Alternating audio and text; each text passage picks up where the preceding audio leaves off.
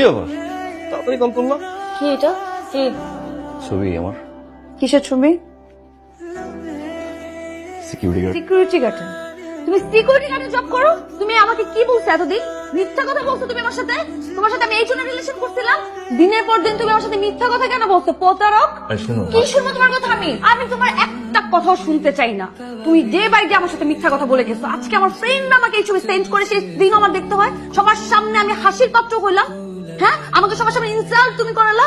তুমি এটাই চাইছিলে আমার সাথে আসতে? মানে এখানে কে জানবে? আর জানার কে বাকি আছে? সবাই জানুক না তুমি আমার সাথে এরকম প্রতারণা করছো। ও আচ্ছা আচ্ছা, আমি তো এখন বুঝতে পারতেছি কেন তোমার বাপ দাদা সকালবেলা ঘুম থেকে উঠে কেন চা রুটি খায়। তুমি এই জন্যই খাইছো ফকিন্নি।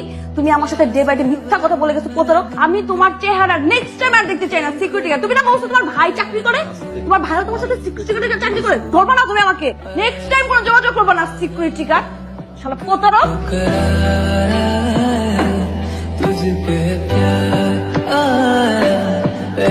কি রে, তুই মন খারাপ করে বসে আছিস কেন?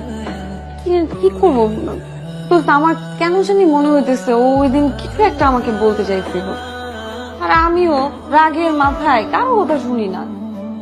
সবার সামনে যেভাবে রেস্টুরেন্টের মধ্যে চিল্লাইছি, আমি রেস্টুরেন্টে তো ঢুকতে পারবো না। ওকে যে আবার আমি জিজ্ঞেস করবো, কিংবা ওই বা কি মনে করছে যেভাবে ইনসাল্ট করছি আমি ওকে সবার সামনে।